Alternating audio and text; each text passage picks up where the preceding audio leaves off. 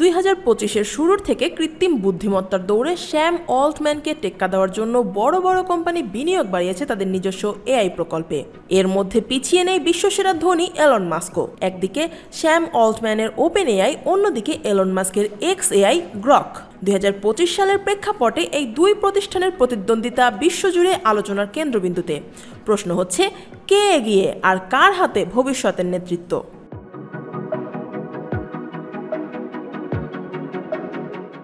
Open AI ইতিমধ্যেই GPT-5 বাজারে এনেছে, যা ব্যবহারকারীর কাছে আরও উন্নত যুক্তি ক্ষমতা, রিয়েল টাইম এজেন্ট সেবা এবং এন্টারপ্রাইজ সমাধান দিচ্ছে। মাইক্রোসফটের অ্যাজুরে অবকাঠামোর সঙ্গে গভীরভাবে মিল রাখার কারণে ওপেন এআই শুধু মডেল উন্নয়নে নয়, বরং বড় কর্পোরেট গ্রাহক এবং ব্যবসায়িক চুক্তিতে শক্ত অবস্থানে আছে।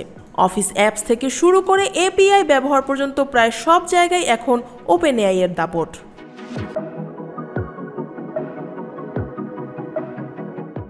অন্যদিকে এলন মাস্কের এক্স এআই গত 1 বছরে দ্রুত গতিতে কাজ করেছে।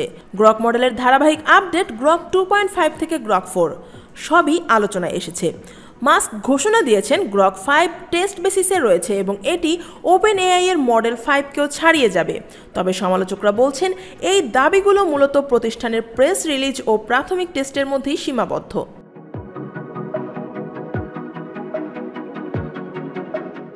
মাস্ক ইতিমধ্যে মেমফিসে বিশাল কম্পিউট ডেটা সেন্টার স্থাপনের পরিকল্পনা করেছেন, কিন্তু এর মাঝেই প্রতিষ্ঠানটিতে কর্মী ছাঁটাই, টিম লিডারদের পরিবর্তন এবং টিম পুনর্গঠন নিয়ে খবর এসেছে।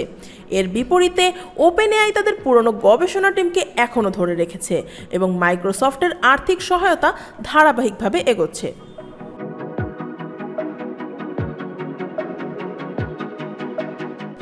2025 সালের বাস্তবতায় দেখা যাচ্ছে ওপেন এআই এখনও সামগ্রিকভাবে এগিয়ে।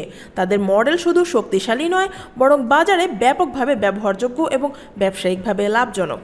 অন্যদিকে এক্স এআই এখনও নিজস্ব গতি ও উদ্ভাবন দিয়ে আলোচনায় থাকলেও বড় আকারের ডিপ্লয়মেন্ট ও প্রাতিষ্ঠানিক স্থিতিশীলতায় রয়েছে পিছিয়ে।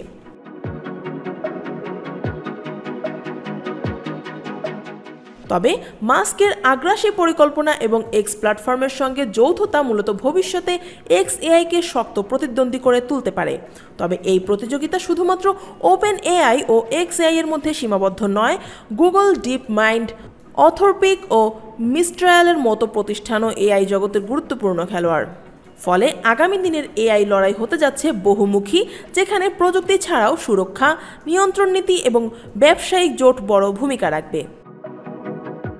News desk, Dhaka watch.